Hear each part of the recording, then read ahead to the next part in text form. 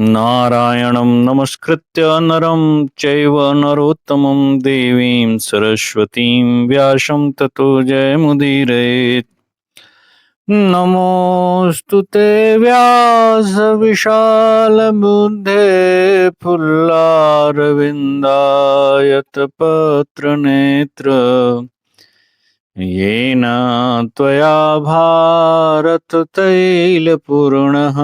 प्रज्वालितो ज्ञानमयः प्रदीपः प्रपन्नपारिजाताय तोत्रवैत्रैकपाणे ज्ञानमुद्राय कृष्णाय गीतामृतदुहे नमः। वसुदेवसुतं देवं कंसचाणूरमर्दनं देवकी परमानन्दं कृष्णं वन्दे जगद्गुरुम्। मूकं करोति वाचालं पङ्गुं लङ्घयते गिरिं यत्कृपातमहं वन्दे परमानन्दमाधवम्। लेत सदा सुधि की सहज दया के धाम, जननी जनक राजेश के प्रभु श्री सीताराम। पंचत्रिंशदधिक शततमोध्याय 135वां अध्याय। वस्तुतः इस अध्याय में कर्दमिल क्षेत्र इत्यादि तीर्थों की महिमा है। रैभ्य एवं भरद्वाज पुत्र यवकृत मुनि की कथा है तथा ऋषियों का अनिष्ट करने के कारण ऋषि पुत्र मेधावी की मृत्यु की कथा है। मुनि यवकृत की कथा 4 अध्यायों में और लगभग 128 श्लोकों में विस्तृत है। आज हम लोग यवकृत मुनि की कथा का प्रारंभ करेंगे और 2 भागों में इसे समाप्त करेंगे। यवकृत मुनि बड़े तपस्वी थे। कालांतर में वे पथभ्रष्ट हुए और एक दूसरे मुनि के द्वारा उत्पन्न कृत्या द्वारा मारे गए और वे भरद्वाज मुनि के पुत्र थे। ये कथा बड़ी रोचक है और बड़ी प्रेरणादायी और शिक्षादायी है। तो शुरू करते हैं। लोमसुवाच एषा मधुविला राजन् समंगाशं प्रकाशते एतत् कर्दमिलं नाम भरतस्याभिषेचनम्। लोमस जी कहते हैं, राजन, यह मधुविला नदी प्रकाशित हो रही है। इसी का दूसरा नाम समंगा है और यह कर्दमिल नामक क्षेत्र है जहां राजा भरत का अभिषेक किया गया था। अलक्ष्म्या किल संयुक्तो वृत्तम हत्वा सचीपति आप्लुत सर्व पापेभ्य समंगायाम व्यमुच्यत। कहते हैं, वृत्रासुर का वध करके जब शचीपति इंद्र श्रीहीन हो गए थे, उस समय समंगा नदी में गोता लगाकर ही वे अपने सब पापों से छुटकारा पा सके थे। एतद् विनशनं कुक्षौ मैनाकस्य नरर्षभ अदित्रिर्यत्र पुत्रार्थं तदन्नमपचत पुरा। नरश्रेष्ठ मैनाक पर्वत के कुछ भाग में यह विनशन नामक तीर्थ है, जहां पूर्व काल में अदिति देवी ने पुत्र प्राप्ति के लिए साध्य देवताओं के उद्देश्य से अन्न तैयार किया था। इस अन्न को ब्रह्मोदन कहते हैं, जैसा कि श्रुति का कथन है, सादेभ्यो देवेभ्यो ब्रह्मोदनमपचत इति। एनं पर्वतराजानम् आरुह्य भरतर्षभः अयशस्याम संशब्दाम अवलक्ष्मीं व्यपनोत्स्यथ। भरतवंश के श्रेष्ठ पुरुषों, इस पर्वतराज हिमालय पर आरूढ़ होकर तुम सब अयस फैलाने वाली और नाम लेने की अयोग्य अपनी श्रीहीनता को शीघ्र ही दूर भगा दोगे।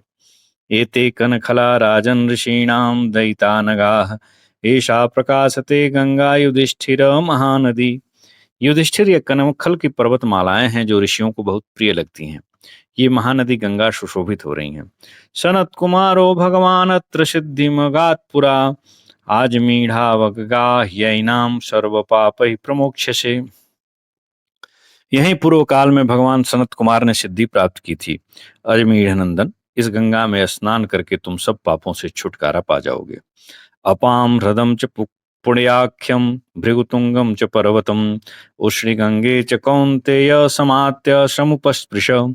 कुंती कुमार, जल के इस पुण्य सरोवर भृगुतुंग पर्वत पर तथा उष्णी गंग नामक तीर्थ में जाकर तुम अपने मंत्रियों सहित स्नान और आचमन करो। आश्रम स्थूल शिरसो रमणीय प्रकाशते यत्र मानं च कौन्तेय क्रोधम चैव विवर्जय। यह स्थूल शिरा मुनि का रमणीय आश्रम शोभा पा रहा है। कुंती नंदन, यहाँ अहंकार और क्रोध को त्याग दो। एष रैभ्याश्रम श्रीमान पांडवेय प्रकाशते, भरद्वाजो यत्र कविर्यवकृतो व्यनश्यत। पांडुनंदन, यह रैभ्य का सुंदर आश्रम प्रकाशित हो रहा है, जहाँ विद्वान भरद्वाज पुत्र यवकृत नष्ट हो गए थे। युधिष्ठिरुवाच कथम युक्तो भवदृशिर्भरद्वाज प्रतापवान्, किमर्थं च यवकृतः पुत्रो नश्यत वै मुने। युधिष्ठिर ने पूछा, प्रतापी भरद्वाज मुनि कैसे योग युक्त हुए थे और उनके पुत्र किस लिए नष्ट हो गए थे। एतत् सर्वं यथावृत्तं श्रोतुमिच्छामि तत्त्वतः, कर्मभिर्देव कल्पानां कीर्त्यमानैर्भृशं रमे।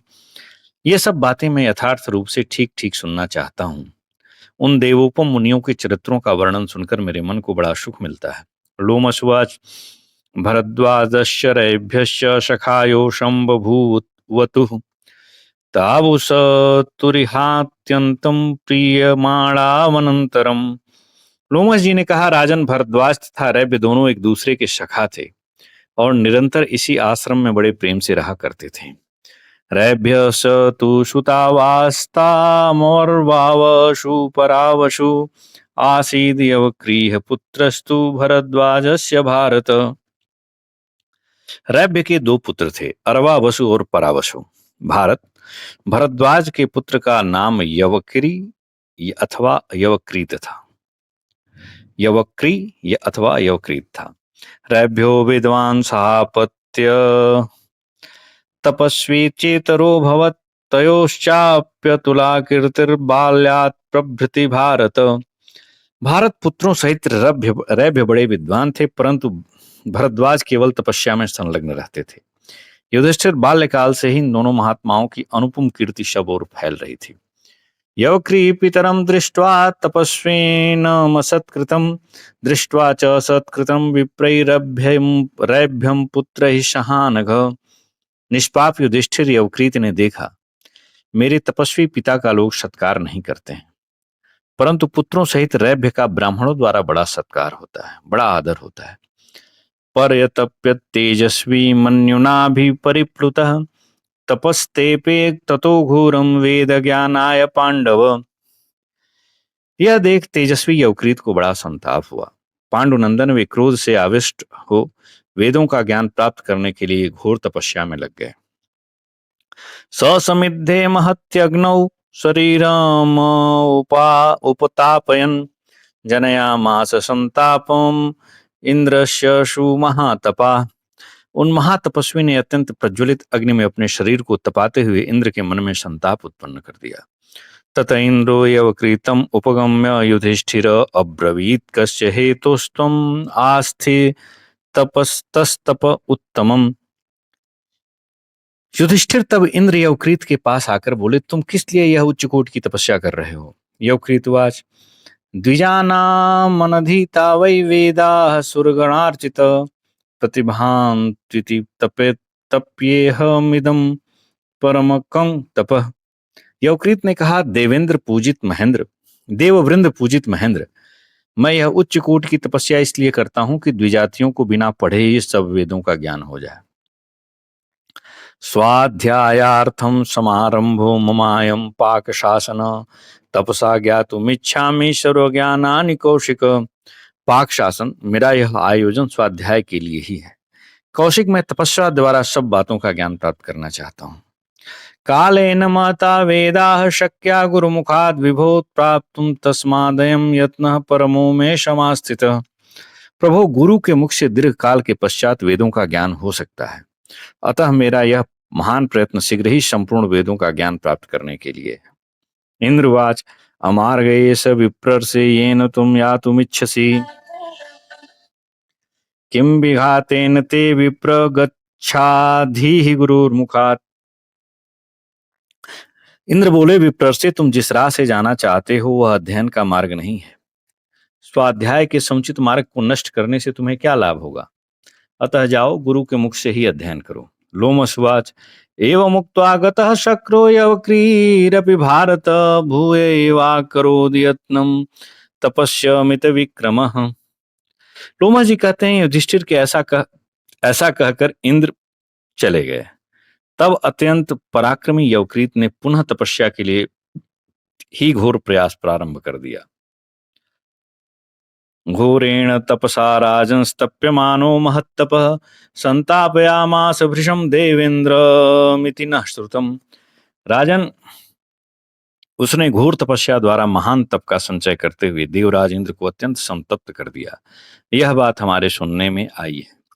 तम तथा तप्यमानं तु तपस्तीव्रं महामुनिमुपेत्य बलभिद्देवो वारयामास वै पुनः अशक्योऽर्थः समारब्धो नैतद्बुद्धिकृतं तव प्रतिभास्यन्ति वै वेदास्तव चैव पितुश्च ते। महामुनि यवकृत को इस प्रकार तपस्या करते देख इंद्र ने उनके पास जाकर पुनः मना किया और कहा, मुने, तुमने ऐसे कार्य का आरंभ किया है जिसकी सिद्धि होनी असंभव है। तुम्हारा यह द्विज मात्र के लिए बिना पढ़े वेद का ज्ञान होने का आयोजन बुद्धि संगत नहीं है, किंतु केवल तुमको और तुम्हारे पिता को ही वेदों का ज्ञान होगा। यवकृतवाच न चैतदेवं क्रियते देवराजमवेप्सितं महता नियमेनाहं तपस्ये घोरतरम तपः। यवकृत ने कहा, देवराज, यदि इस प्रकार आप मेरे इष्ट मनोरथ की सिद्धि नहीं करते हैं तो मैं और भी कठोर नियम लेकर अत्यंत भयंकर तपस्या में लग जाऊंगा। समिद्धेग्नावुपकृत्यांगमंगम होश्यामि वा मघवंस्तन्निबोध यद्येतदेवं न करोषि कामं अवेप्सितं देवराजेह शर्वम्। देवराज इंद्र, यदि आप यहाँ मेरी सारी मनोवांछित कामना पूरी नहीं करते हैं तो मैं प्रज्वलित अग्नि में अपने एक एक अंग को होम दूंगा। इस बात को आप अच्छी तरह समझ लें। लोमसवाच निश्चयं तमभिज्ञाय मुनेस्तस्य महात्मनः प्रतिवारण हेत्वर्थं बुद्ध्या संचित्य बुद्धिमान् तत इंद्रो करोद रूपं ब्राह्मणस्य तपस्विनः अनेकशतवर्षस्य दुर्बलस्य स यक्ष्मणः। लोमा जी कहते हैं, युधिष्ठिर उन महामुनि के इस निश्चय को जानकर बुद्धिमान इंद्र ने उन्हें रोकने के लिए बुद्धिपूर्वक कुछ विचार किया और एक ऐसे तपस्वी ब्राह्मण का रूप धारण कर लिया जिसकी उम्र कई सौ वर्षों की थी तथा जो यक्षमा का रोगी और दुर्बल दिखाई देता था। यवकृतस्य यत्तीर्थम उचितं शौचकर्मणि भागीरथ्यां तत्र शेतुं बालुकाभिश्चकारशः। गंगा के जिस तीर्थ में यवकृत मुनि स्नान आदि किया करते थे उसी में वे ब्राह्मण देवता बालू द्वारा पुल बनाने लगे। यदास्य वदतो वाक्यं न चक्रे द्विजोत्तमः बालुकाभिस्ततः शक्रो गंगां समभिपूरयन्। द्विजश्रेष्ठ यवकृत ने तब जब इंद्र का कहना नहीं माना तब वे बालू से गंगा जी को भरने लगे। बालुका मुष्टिमनिशं भागीरथ्यां व्यसर्जयत् सेतुम् अभ्यारभत चक्रो यवकृतं निदर्शयन्। वे निरंतर एक एक मुट्ठी बालू गंगा जी में छोड़ते थे और इस प्रकार उन्होंने यवकृत को दिखाकर पुल बांधने का कार्य आरंभ कर दिया। तम ददर्श यवकृतो यत्नवंतम निबंधने प्रहसंश्चाब्रवीद वाक्यम इदम स मुनिपुंगव। मुनिवर यवकृत ने देखा ब्राह्मण देवता पुल बांधने के लिए बड़े यत्नशील हैं, तब उन्होंने हंसते हुए इस प्रकार कहा, किमिदं वर्तते ब्राह्मण किं च तेह चिकीर्षितम् अतीव ही महान यत्न क्रियते यम निरर्थक। ब्राह्मण, यह क्या है? आप क्या करना चाहते हैं? आप प्रयत्न तो महान कर रहे हैं परंतु यह व्यर्थ है। इंद्रवाच बंधिष्ये शेतुना गंगाम सुख पंथा भविष्यति क्लिश्यते ही जनस्तात तरमाणः पुनः पुनः। इंद्र बोले, तात मैं गंगा जी पर पुल बांधूंगा, इससे पार जाने के लिए सुखद मार्ग बन जाएगा, क्योंकि पुल के न होने से इधर आने जाने वाले लोगों को बार बार तैरने का कष्ट उठाना पड़ता है। यवकृतवाच नायम शक्यस्त्वया बद्धुम महानोघस्तपोधन अशक्याद् विनिवर्तस्व शक्यमर्थम समारभ। यवकृत ने कहा, तपोधन यहाँ अगाध जलराशि भरी है, अतः तुम पुल बांधने में सफल नहीं हो सकोगे। इसलिए इस असंभव कार्य से मुंह मोड़ लो और ऐसे कार्य में हाथ डालो जो तुमसे हो सके। इंद्रवाच यथैव भवता चेदं तपो वेदाथमुद्यतम् अशक्यम तद्वदस्माभिरयं भारः समाहितः। इंद्र बोले, मुने, जैसे आपने बिना पढ़े वेदों का ज्ञान प्राप्त करने के लिए यह तपस्या आरंभ की है, जिसकी सफलता असंभव है, उसी प्रकार मैंने भी यह पुल बांधने का भार उठाया है। यौ कृतवाच यथा तव निरर्थोऽयमारम्भस्त्रिदशेश्वर, तथा यदि ममापीदं मन्यसे पाकशासन, क्रियतां यद्भवेच्छक्यं त्वया सुरगणेश्वर, वरांश्च मे प्रयच्छान्यान् भवितास्म्यति। यवकृत ने कहा, देवेश्वर पाक शासन, जैसे आपका यह पुल बांधने का आयोजन व्यर्थ है, उसी प्रकार यदि मेरी इस तपस्या को भी आप निरर्थक मानते हैं तो वही कार्य कीजिए जो संभव हो। मुझे ऐसे उत्तम वर प्रदान कीजिए जिनके द्वारा मैं दूसरों से बढ़ चढ़कर प्रतिष्ठा प्राप्त कर सकूं। लोमसुवाच तस्मै प्रादाद वरानिंद्र उक्तवान यान महातपा, प्रतिभास्यन्ति ते वेदाः पित्रा सह यथेप्सिता, यच्चान्यत्काङ्क्षसे कामं यौकृतर्गम्यतामिति, सलब्धकामः पितरं समेत्याथेदमब्रवीत्। लोमस जी कहते हैं, राजन, तब इंद्र ने महातपस्वी यवकृत के कथनानुसार उन्हें वर देते हुए कहा, यवकृत, तुम्हारे पिता सहित तुम्हें वेदों का यथेष्ट ज्ञान प्राप्त हो जाएगा, साथ ही और भी जो तुम्हारी कामना हो वह पूर्ण हो जाएगी। अब तुम तपस्या छोड़कर अपने आश्रम को लौट जाओ। इस प्रकार पूर्ण काम होकर यवकृत अपने पिता के पास गए और इस प्रकार बोले, यवकृतवाच प्रतिभास्यन्ति वै वेदा मम तातस्य चोभयो, अतिचान्यान् भविष्यावो वरालब्धास्तदा मया। यवकृत ने कहा, पिताजी, आपको और मुझे दोनों को ही संपूर्ण वेदों का ज्ञान हो जाएगा, साथ ही हम दोनों दूसरों से ऊंची स्थिति में हो जाएंगे, ऐसा वर मैंने प्राप्त किया है। भरद्वाजवाच दर्पस्ते भविता तात वरान् लब्ध्वा यथेप्सितां, स दर्पपूर्णः कृपणः क्षिप्रमेव विनङ्क्ष्यसि।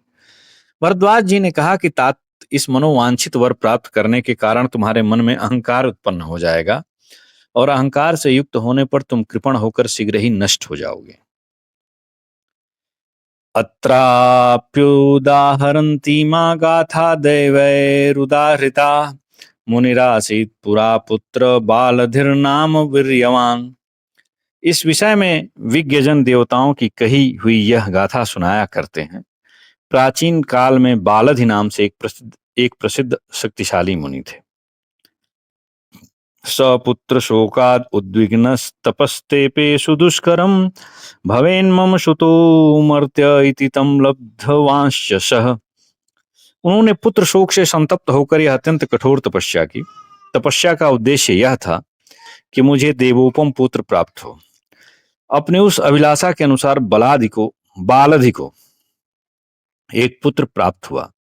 तस्य प्रसादो वै देवैः कृतो न त्वमरैः समः, नामर्त्यो विद्यते मर्त्यो निमित्तायुर्भविष्यति।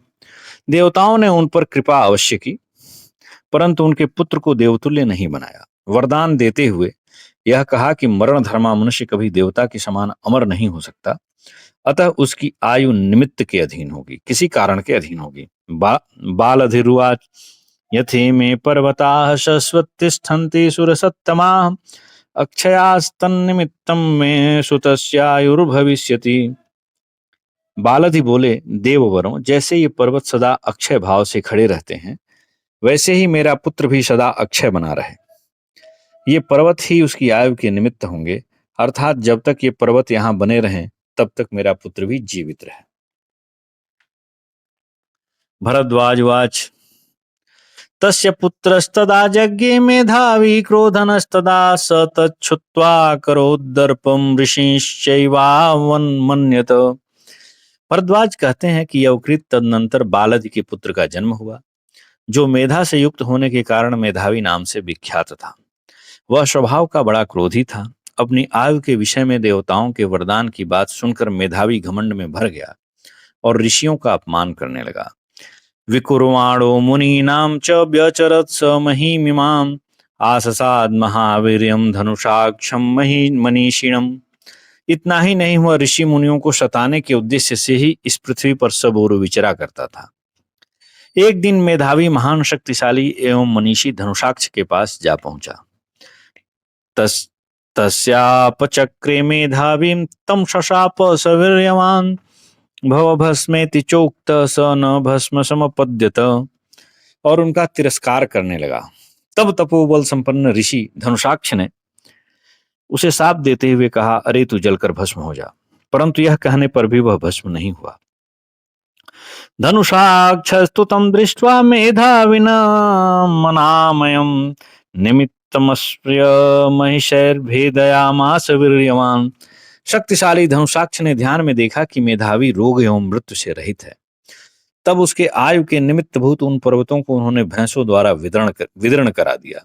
स निमित्ते विनष्टे तु ममार सहसा शिशु तमृतम पुत्रमादाय विललाप ततः पिता। निमित्त का नाश होते ही उस मुनि कुमार की सहसा मृत्यु हो गई।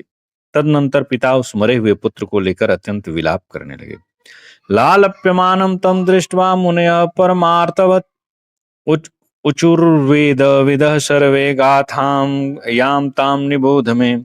अधिक पीड़ित मनुष्यों की भांति उन्हें विलाप करते देख वहां के समस्त वेदवेत्ता मुनिगण एकत्र हो जिस गाथा को गाने लगे उसे बताता हूं, सुनो। न दिष्टमर्थमत्येतुमीशो मर्त्यः कथंचन महिषैर्भेदयामास धनुषाक्षो महीधरान्। मरण धर्मा मनुष्य किसी तरह दैव के विधान का उल्लंघन नहीं कर सकता। तभी तो धनुषाक्ष ने उस बालक की आयु के निमित्त भूत पर्वतों का भैंसों द्वारा भेदन करा दिया। एवं लब्ध्वा वरान् बाला दर्पपूर्णास्तपस्विनः क्षिप्रमेव विनश्यन्ति यथा न स्यात् तथा भवान्। इस प्रकार बालक तपस्वी वर पाकर घमंड में भर जाते हैं और अपने मतलब उनके कहने का अर्थ है कि दुर्व्यवहार के कारण शीघ्र ही नष्ट हो जाते हैं और शीघ्र ही नष्ट हो जाते हैं। तुम्हारी भी यही अवस्था न हो। अर्थात मुनिवर उन्हें सावधान कर रहे हैं। एषरेभ्यो महावीर्यः पुत्रो चास्य तथा विधौ तम यथा पुत्र नाभ्येसि तथा कुर्यास्त्वतन्द्रितः। ये रैभ्य मुनि महान शक्तिशाली है। इसके दोनों पुत्र भी इन्हीं के समान हैं। बेटा तुम उन रैभ्य मुनि के पास कदापि न जाना और आलस्य छोड़कर इसके लिए सदा प्रयत्नशील रहना। स हि क्रुद्ध समर्थस्त्वां पुत्र पीडयितुं वृषा रैभ्यश्चापि तपस्वी च कोपनश्च महान ऋषि। बेटा तुम्हें सावधान करने का कारण यह है कि शक्तिशाली तपस्वी महर्षि रैभ्य बड़े क्रोधी हैं। वे कुपित होकर रोष से तुम्हें पीड़ा दे सकते हैं। यवकृतवाच एवं करिष्ये मातापम तातः कारशे कथंचन यथा हि मे भवान मान्यस्तथा रैभ्यः पिता मम। यवकृत बोले, पिताजी मैं ऐसा ही करूंगा, आप किसी तरह मन में संताप न करें। जैसे आप मेरे माननीय हैं वैसे रैभ्य मुनि मेरे लिए पिता के समान है। लोमसवाच उक्त्वा स पितरं श्लक्ष्णं यवक्रीरकुतो भयः विप्रकुर्वन् ऋषिन्यन्यान् तुष्यत परया मुदा। युधिष्ठिर पिता से यह मीठी बातें कहकर यवकृत निर्भय विचरने लगे और दूसरे ऋषियों को सताने में उन्हें अधिक सुख मिलता था। वैसा करके वे बहुत संतुष्ट रहते थे। इति श्री महाभारते वन पर्वणि तीर्थयात्रा पर्वणि लोमस तीर्थयात्रायाम यवकृतोपाख्याने पंचत्रिंशदधिक शततमोध्याय। इस प्रकार श्री महाभारत वन पर्व के अंतर्गत तीर्थयात्रा पर्व में लोमस तीर्थयात्रा के प्रसंग में यवकृतोपाख्यान विषयक 135वां अध्याय पूरा हुआ। जय श्री कृष्ण। इस पूरे उपाख्यान में यह पता लगता है कि यवकृत ने कैसे बचपन से निश्चय किया कि बिना पढ़े उन्हें वेदों का ज्ञान हो जाए, और उन्हें नहीं सभी द्विजातियों को वेदों का ज्ञान हो जाए बिना पढ़े। और इस प्रकार परंपरा प्राप्त मार्ग को नष्ट होते देख देवराज इंद्र ने कैसे उनको समझाने का प्रयास किया। और भरद्वाज मुनि ने बालधि के पुत्र मेधावी की कथा के माध्यम से ये बताया है कि युवावस्था में बिना प्रयास के यदि वरदान प्राप्त हो जाता है, शक्ति प्राप्त हो जाती है, तो उससे व्यक्ति कैसे विमूढ़ और भ्रांत चित्त होकर ऐसे कार्य करता है जो उसके नष्ट का होने का कारण बनते हैं। मेधावी का प्रसंग भरद्वाज मुनि ने यवकृत को इसीलिए सुनाया था। लेकिन अंतिम श्लोक में ये कहा गया है कि यवकृत निर्भय विचरने लगे और दूसरे ऋषियों को सताने में उन्हें अधिक सुख मिलता था, और वैसा करके वे बहुत संतुष्ट रहते थे। अर्थात उस उपदेश का भी यवकृत पर कोई असर नहीं पड़ा। जय श्री कृष्ण।